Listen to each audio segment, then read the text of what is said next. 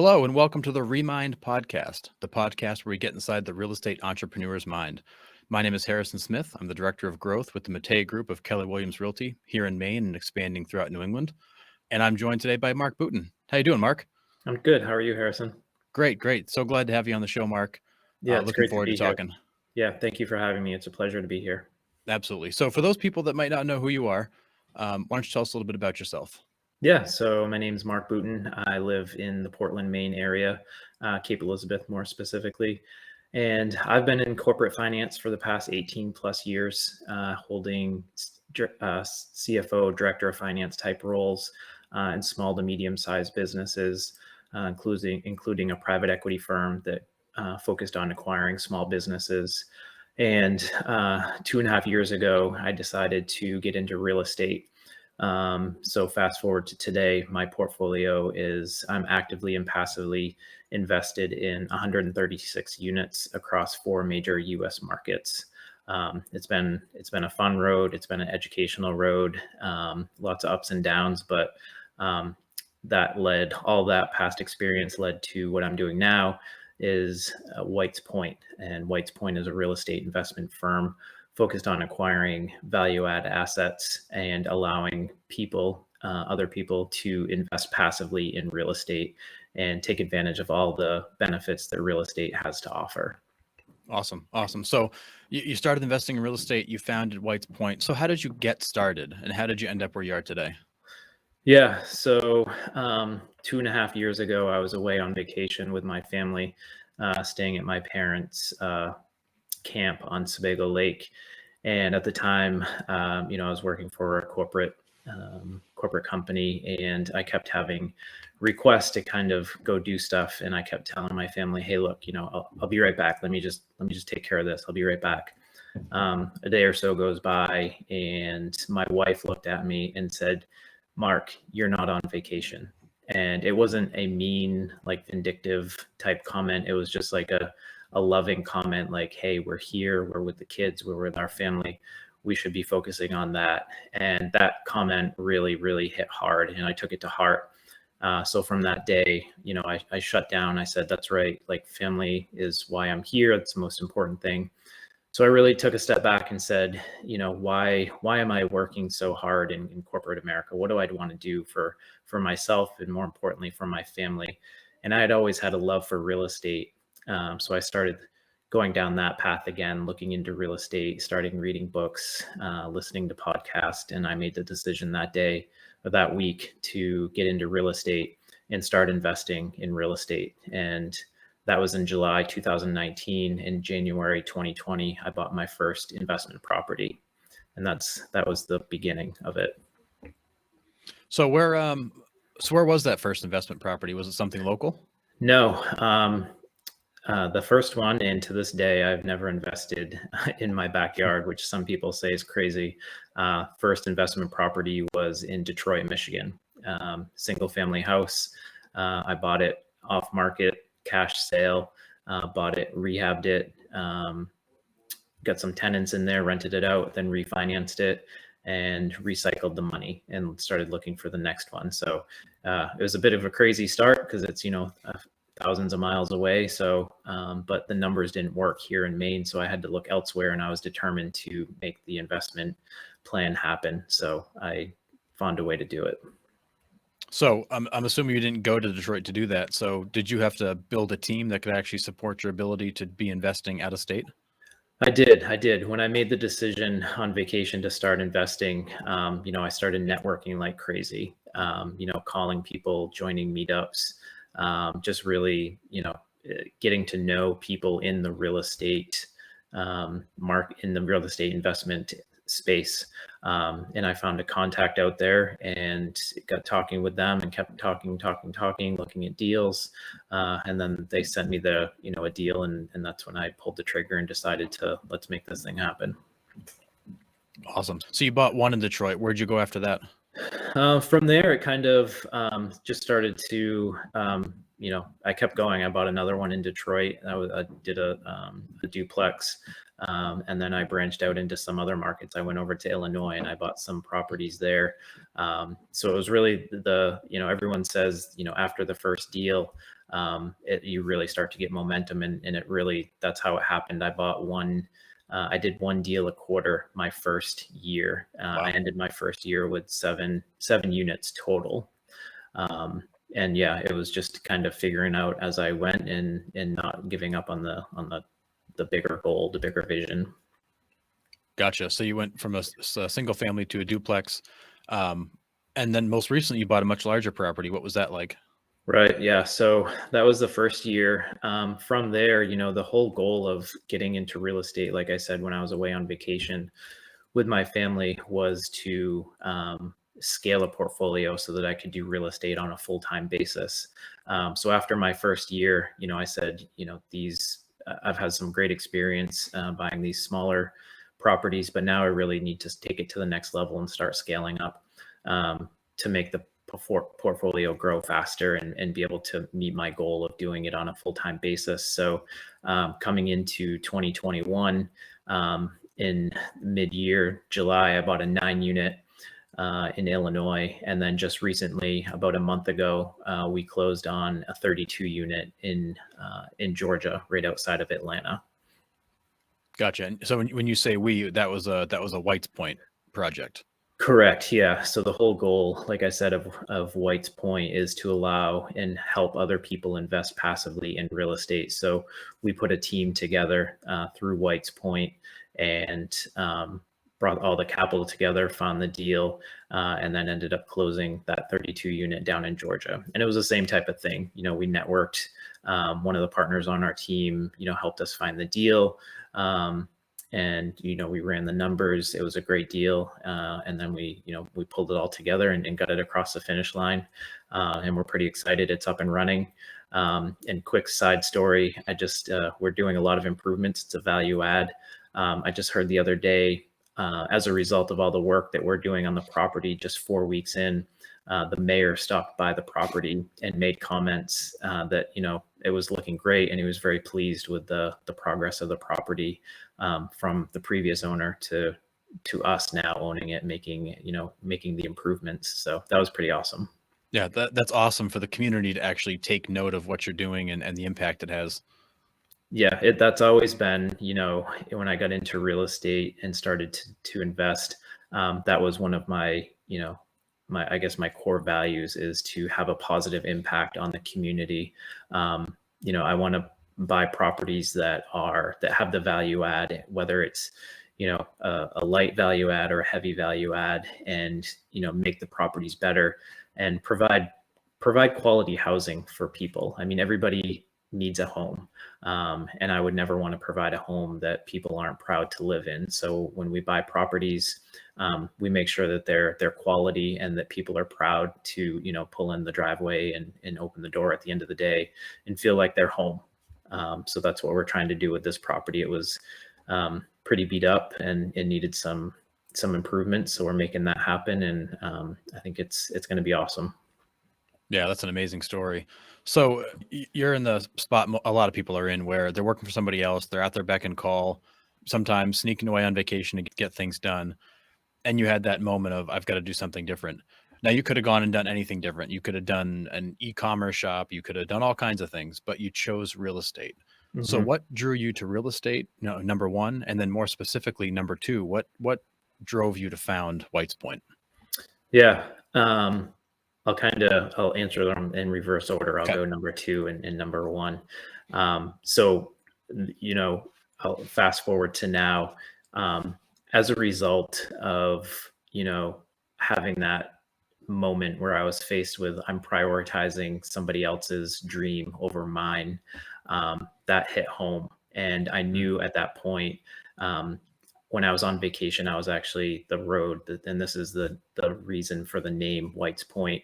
My parents' camp is on a road called WhitesPoint on Sebago. And I knew that someday I would use that name, WhitesPoint, for something that was going to be, bigger and better for everybody involved. So, the why behind it, real estate, there's so many there's so many benefits to real estate. You buy a property and first you can have an impact on a community. But beyond that, you have the rental income, you have appreciation, you can take advantage of leverage, especially now in this low interest rate um, space that we're in. There's tax advantages, and all of the benefits of real estate really add up to building long-term wealth. It's not a get rich fast, but it's a get rich for sure strategy. If you think of all of the millionaires, I think probably a ton of people have seen 90% of Yep. millionaires have made their wealth through real estate. So it's a proven investment strategy. And there's so many benefits that are amazing about it. Yeah, for sure. What drove you to bigger deals? Why not just continue to invest the way you were doing that was working, and staying small? Yeah, great question. So two reasons. One, the goal of my journey into real estate was to do this on a full-time basis. I realized that, acquiring, single families and duplexes, the runway to achieve that full time was a pretty long runway. You can do it, but while you're doing it, you have every time you buy a house, you have another roof to take care of. You have another heating system. You have another plumbing system. You have a separate property manager. When you look at bigger properties, there's economies of scale. You buy a 32 unit. There's one roof, one heating system, one plumbing system, one property manager to manage all 32 units. There's just economies of scale. And if you start stacking those larger units, you can take advantage of those economies of scale for the numbers, as well as getting to the place where you're providing more income to the company, as well as real estate really is a team sport, and Mm. I love working with other people. So by doing, I'm always working with people, but by doing larger deals, I can work with more people, and I can help other people invest in real estate, because there's a lot of people that see real estate, they love real estate, but they may not have the time or the know-how or the availability to invest in real estate. And that's really the whole point and the whole goal of WhitesPoint, is to allow and to make investing in real estate easier. Here at WhitesPoint, we do all the work so that people don't have to. We network like crazy. I'm on meetups all the time. Mike's on meetup, my partner on meetups all the time, to help find us, other operators that are in the space that we could team up with. So, when you look back, what's been the most important thing to your success? Whether it's a habit, a trait, a mindset, a mentor, what do you look back on as the major factor to your success? Yeah, there's really three major factors that I'd say. There's the mindset and belief that you can do it. There's the greater vision, the goal of where you're going, and it's daily consistent action. So, when you get into this, you really have to have the mindset of like, I can do this, I'm going to do this, because there's a lot of challenges, and if you're not confident and you don't take the proper steps to educate yourself and network and put yourself in the right locations and put yourselves in front of the opportunity, you'll miss it. So like having that, really believing it in your core that like, I can do this, like I'm going to do this, all while having a vision of what you want to accomplish. So I knew that week when I was on vacation, what I wanted to accomplish, where I wanted to go. I'm a big believer in like vision boards. So I actually wrote down on a big like easel pad of paper and I hung it in my closet. So every day when I walk in, I see my goals of what I'm trying to accomplish.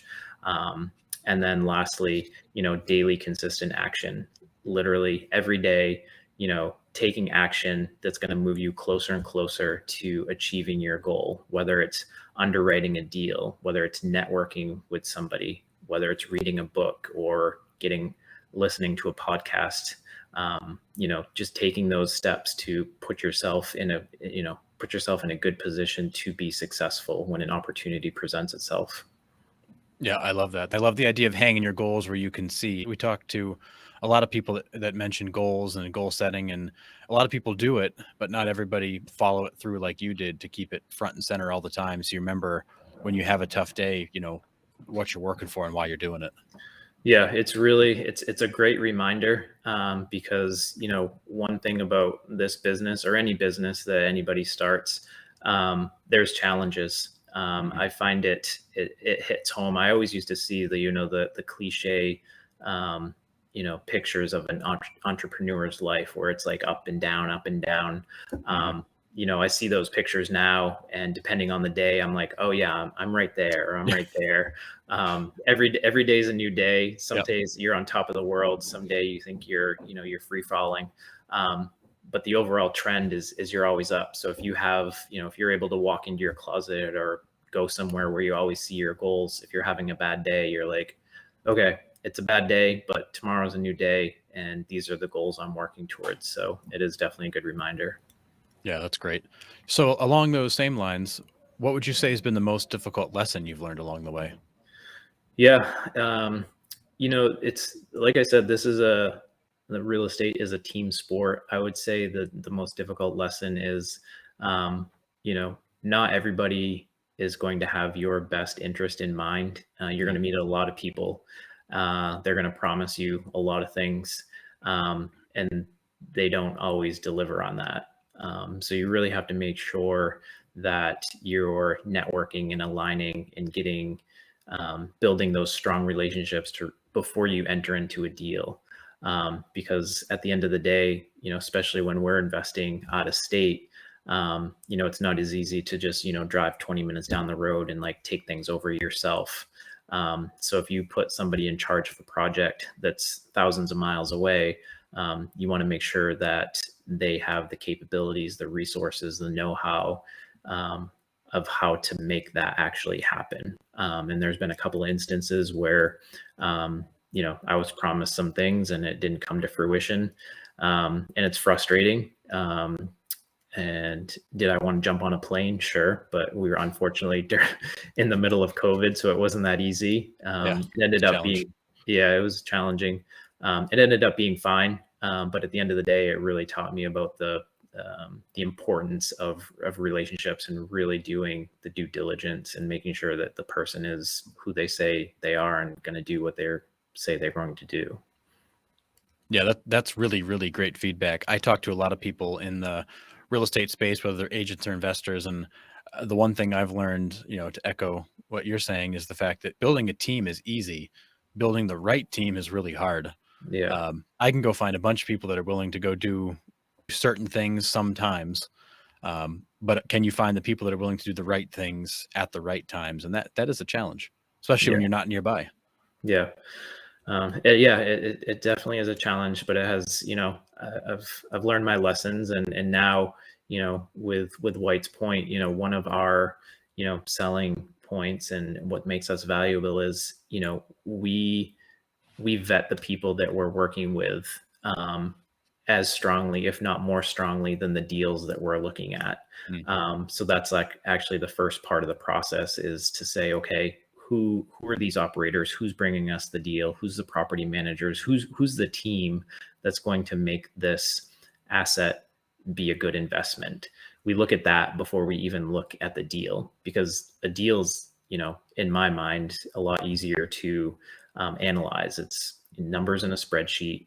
You can make those happen. You know, you can verify the numbers in the spreadsheet, call property managers, but our primary focus, initial focus, is vetting the team that's going to be making it happen. Yeah, that is so true, and really great feedback. So when you look back on your journey and you see where you are now, what is the one piece of advice you wish you had gotten way back at the beginning? Yeah. I thought a lot about this one, and the one thing that I've been saying a lot lately, and this may change over the years, but I wish someone would have told me that it's simple, but it's not easy. Mm. And what I mean by that is there's a lot of very simple things that need to be done.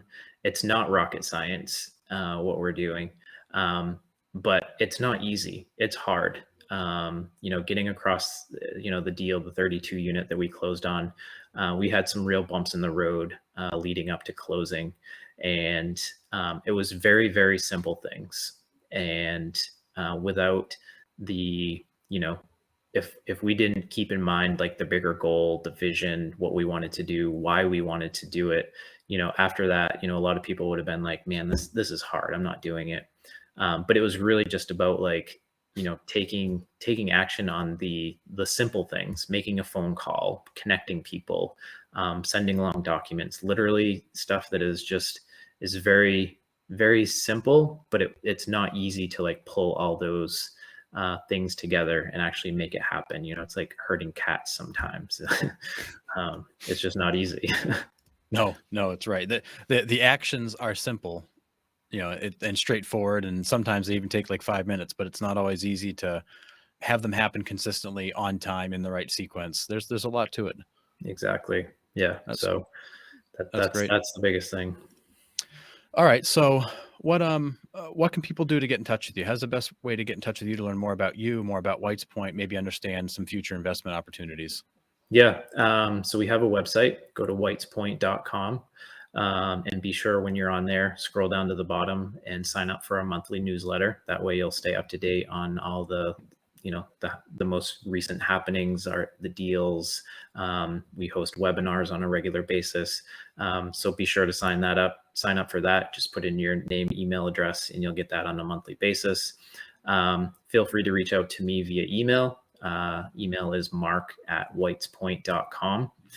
We're also on Instagram. Check out our Instagram. It's WhitesPoint, Whites_point. And then I'm also on LinkedIn. Look me up. I'm on there and we can connect. I'd love to chat and learn about your investing goals and how WhitesPoint can help.